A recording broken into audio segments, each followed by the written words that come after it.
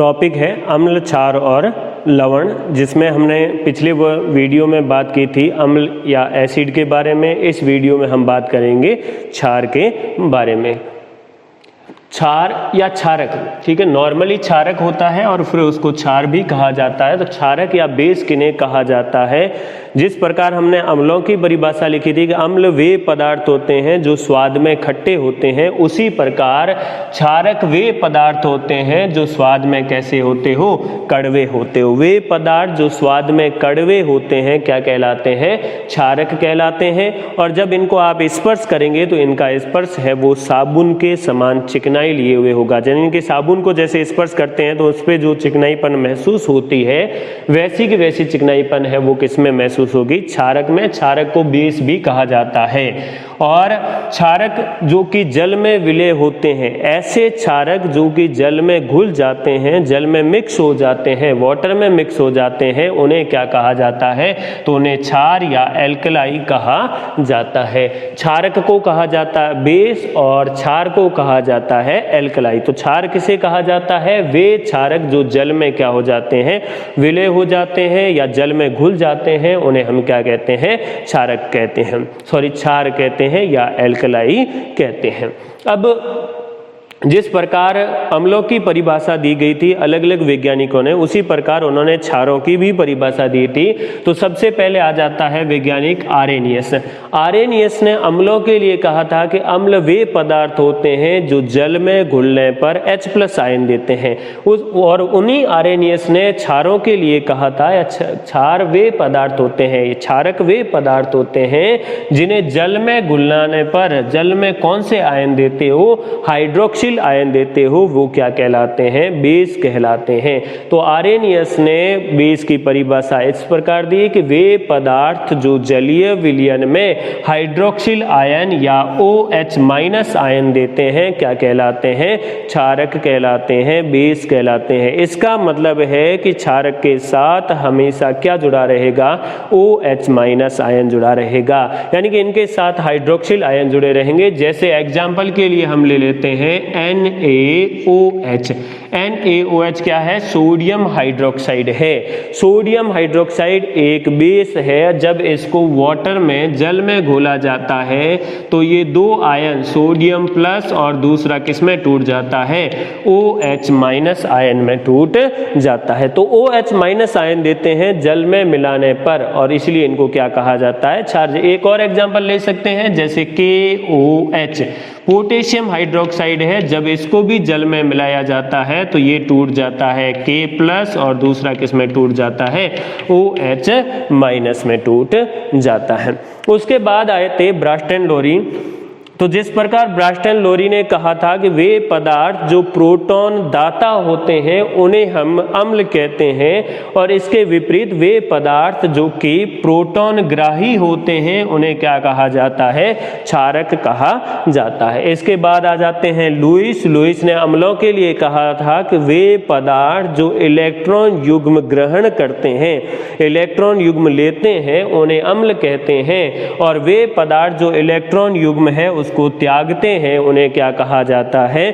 तो उन्हें कहा जाता है क्षारक। अम्ल इलेक्ट्रॉन युग्म को ग्रहण करते हैं जबकि क्षार इलेक्ट्रॉन युग्म को त्यागते हैं। अम्ल और क्षार है वो एक दूसरे के लगभग उल्टे हो गए। यहाँ पर क्षार है वो OH- आयन दे रहे हैं जबकि अम्ल है वो H+ आयन देते हैं। फिर क्षार है वो प्रोटॉन ग्राही होते हैं जबकि अम्ल है वो प्रोटॉन दाता होते हैं, और क्षारक है वो इलेक्ट्रॉन युग्म त्यागते हैं जबकि अम्ल है वो इलेक्ट्रॉन युग्म ग्रहण करते हैं। फिर आ जाता है क्षारों की पहचान। की पहचान कैसे करेंगे? तो क्षार है वो लाल लिटमस को कैसा कर देते हैं? नीला कर देते हैं। यानी कि आपको याद रखना है छालानी। छालानी का मतलब हो जाएगा क्षार लाल को नीला कर देता है, क्षार लाल लिटमस को नीला कर देते हैं। यानी कि ये बेस की पहचान होगी जब आपके जलीय विलयन दिया होगा या कोई विलयन दिया हुआ है और पता नहीं है कि ये अम्ल है या क्षार है,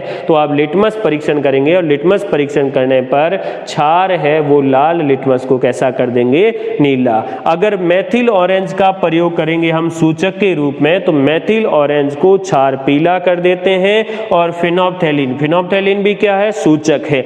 मेथिल ऑरेंज फिनोप्थेलिन ये कृत्रिम सूचक है जिनका प्रयोग किया जाता है प्रयोगशाला में। और लिटमस है ये प्राकृतिक सूचक है जो अम्ल व क्षार की सूचना देते हैं। तो फिनोप्थेलिन है उनको ये कैसा कर देते हैं? गुलाबी कर देते हैं। यानी कि क्षार है उनके साथ अगर आप फिनोप्थेलिन मिलाएंगे तो फिनोप्थेलिन का कलर है वो कैसा हो जाएगा? गुलाबी हो जाएगा। फिर है कि क्षार विद्युत के सुचालक होते हैं तथा संक्षारक प्रकृति के होते हैं। संक्षारक का मतलब नष्ट करने वाले। तो क्षार है वो विद्युत के सुचालक होते हैं, यानी कि क्षारक का जलीय विलयन है वो विद्युत का कैसा होता है? सुचालक होता है, उसमें करंट आता है तथा ये संक्षारक प्रकृति के होते हैं, अर्थात ये नष्ट करने वाली प्रकृति के होते हैं।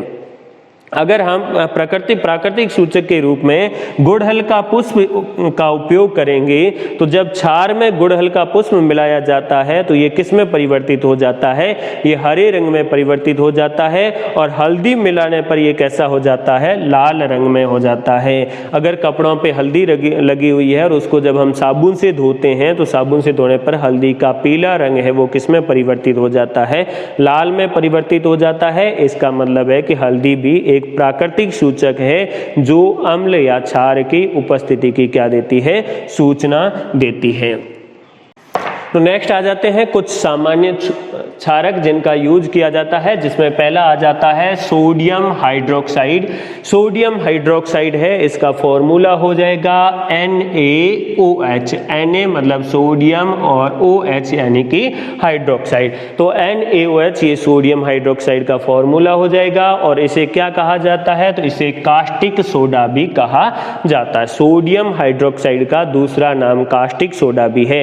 ये भी क्वेश्चन पूछा जाता है कि कास्टिक सोडा किसे कहा जाता है? तो वो कास्टिक सोडा कहा जाता है सोडियम हाइड्रोक्साइड को। सोडियम हाइड्रोक्साइड का उत्पादन कैसे किया जाता है? तो औद्योगिक स्तर पर सोडियम हाइड्रोक्साइड का उत्पादन है वो सोडियम क्लोराइड। सोडियम क्लोराइड क्या है? NaCl। NaCl यानी कि साधारण नमक है। तो सोडियम क्लोराइड के विद्युत अपघटन द्वारा जब सोडियम क्लोराइड का विद्युत अपघटन किया जाता है तब इसमें एनोड पर कौन सी गैस मुक्त हो जाती है? Chlorine gas. और कैथोड पर हाइड्रोजन गैस है वो बन जाती है।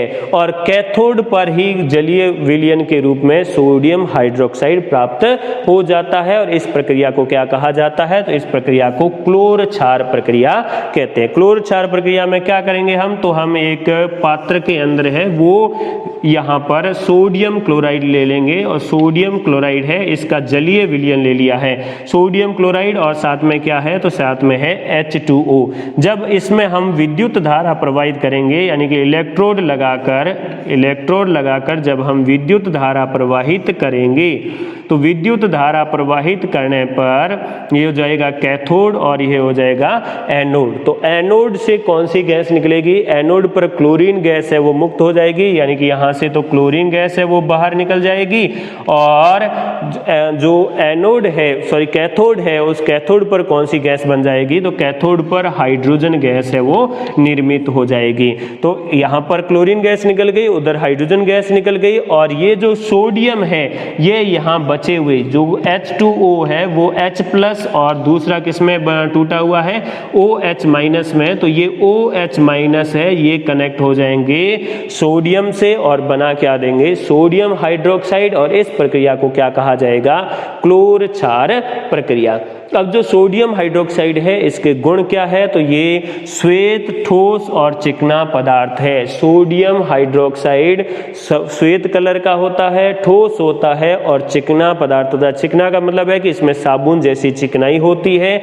इसका गलनांक कितना होता है? 591 केल्विन। अर्थात जब इसको 591 केल्विन तक गर्म करेंगे तो ये ठोस से किसमें कन्वर्ट हो जाएगा? तो ये ठोस से कन्वर्ट हो जाएगा द्रव में, अर्थात ये गल जाएगा। गलनांक कितना हो जाएगा? तो इसका गलनांक हो जाएगा 591 केल्विन। सोडियम हाइड्रोक्साइड है इसको जल में मिलाया जाता है तो ये जल में शीघ्र ही क्या हो जाता है? विलय हो जाता है। और ये एक प्रबल क्षार होता है। प्रबल क्षार का मतलब है कि इसको आप अगर अपनी स्किन पर गिराएंगे, त्वचा पर गिराएंगे तो त्वचा जल जाएगी, हमारे शरीर के लिए क्या होगा? हानिकारक होगा। तो यह एक प्रबल क्षार है। प्रबल क्षार का मतलब जल में मिलाने पर ये पूरी तरह से आयनित हो जाता है, आयनों में टूट जाता है और ये एक प्रबल विद्युत अपघट्य भी है। ये एक प्रबल विद्युत अपघट्य भी कहलाता है। तो ये पहला हो गया है सोडियम हाइड्रोक्साइड। अब ये सोडियम हाइड्रोक्साइड है, इसका उपयोग कहाँ कहाँ किया जाता है?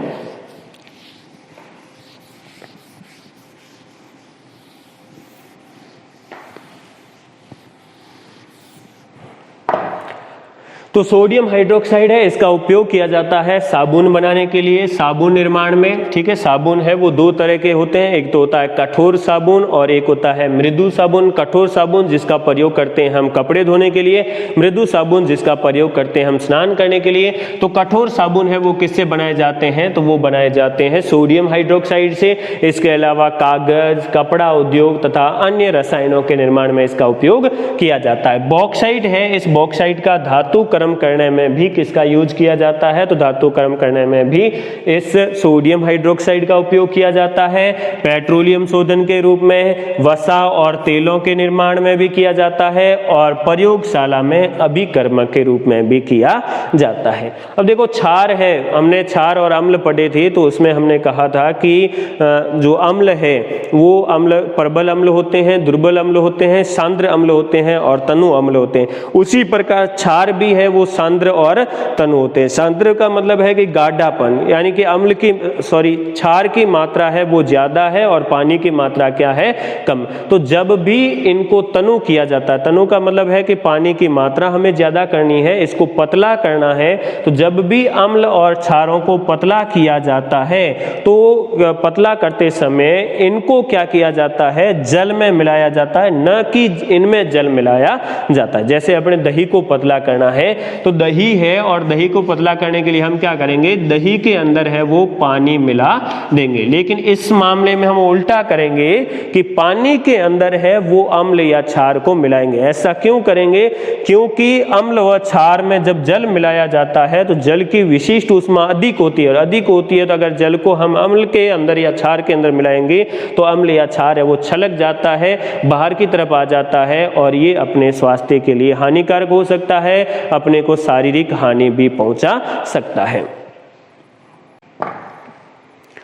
नेक्स्ट क्षार आ जाता है कैल्शियम हाइड्रोक्साइड। कैल्शियम हाइड्रोक्साइड है, इसका फॉर्मूला होता है CaOH Holt wise, CaOH Holt wise. और इसे क्या कहा जाता है? बुझा हुआ चूना कहा जाता है या फिर चूने का पानी भी कहा जाता है। बुझा हुआ चूना या चूने का पानी भी कहा जाता है। जब चूना पत्थर यानी कि जो कैल्शियम ऑक्साइड है, इस कैल्शियम ऑक्साइड के साथ जल मिलाया जाता है तो जल मिलाने पर ये बन जाता है कैल्शियम हाइड्रोक्साइड में, यानी कि बुझे हुए चूने में परिवर्तित हो जाता है। तो कैल्शियम हाइड्रोक्साइड को बुझा हुआ चूना या फिर क्या कहा जाता है? चूने का पानी कहा जाता है। इसका चूना पत्थर में या कैल्शियम ऑक्साइड में, जो कैल्शियम ऑक्साइड को बिना बुझा हुआ चूना कहा जाता है या चूना पत्थर कहा जाता है, इसमें जब जल मिलाया जाता है तो किसका निर्माण हो जाता है? कैल्शियम हाइड्रोक्साइड या बुझा हुआ चूना या चूने का पानी। और साथ में क्या निकलती है? तो साथ में ऊष्मा मुक्त होती है। इसीलिए इस प्रकार की अभिक्रिया है, इस अभिक्रिया को क्या कहा जाता है? तो इस अभिक्रिया को कहा जाता है ऊष्माक्षेपी। ऐसी अभिक्रिया जिसमें ऊष्मा बाहर की तरफ निकलती है उसे कहा जाता है ऊष्माक्षेपी अभिक्रिया। तो ये जो कैल्शियम ऑक्साइड है इसकी रिएक्शन हमने करवा दी जल से, जल से करवाने पर बन गया कैल्शियम हाइड्रोक्साइड और साथ में क्या निकल गई? ऊष्मा। ऊष्मा निकलने के कारण इसे क्या कहा जाता है? ऊष्माक्षेपी अभिक्रिया कहा जाता है। कैल्शियम हाइड्रोक्साइड का उपयोग कहाँ किया जाता है? तो कैल्शियम हाइड्रोक्साइड का उपयोग किया जाता है सफेदी करने में, इसके अलावा घरेलू उपचार तथा औद्योगिक स्तर पर अमोनिया के निर्माण में, अमोनिया के निर्माण और लोहे के निष्कर्षण में किसका प्रयोग किया जाता है? कैल्शियम हाइड्रोक्साइड का प्रयोग किया जाता है। सफेदी करने के कुछ टाइम बाद है उस सफेदी में क्या आ जाती है? चमक आ जाती है। सफेदी करने के कुछ समय पश्चात उसमें चमक आ जाती है। ऐसा क्यों होता है? क्योंकि जो कैल्शियम हाइड्रोक्साइड है, कैल्शियम हाइड्रोक्साइड यानी कि CaOH होल्ट वाइज है, ये CaOH होल्ट वाइज वायुमंडल के अंदर उपस्थित कार्बन डाइऑक्साइड CO2 इससे अभिक्रिया कर लेगा और इससे अभिक्रिया करके क्या बना देगा, तो ये बना देगा कैल्शियम कार्बोनेट और साथ में बन जाएगा जल। जल है वो तो हो जाएगा वाष्पित और कैल्शियम कार्बोनेट है वो एक चिकना पदार्थ होगा। तो सफेदी करने के कुछ समय पश्चात है वो उसमें चमक आ जाती है। क्यों आ जाती है, क्योंकि वहां बन जाता है कैल्शियम कार्बोनेट। कैल्शियम कार्बोनेट है ये संगमरमर का भी फॉर्मूला है। संगमरमर का फॉर्मूला पूछ लिया जाए तो संगमरमर का फॉर्मूला क्या होता है, कैल्शियम कार्बोनेट होता है। तो नेक्स्ट आ जाता है मैग्नीशियम हाइड्रोक्साइड जिसका फॉर्मूला है MgOH होल्ट वाइज। इसे मिल्क ऑफ मैग्नीशिया भी कहा जाता है। कैसे प्राप्त किया जाता है, प्राप्त करना सिंपल है।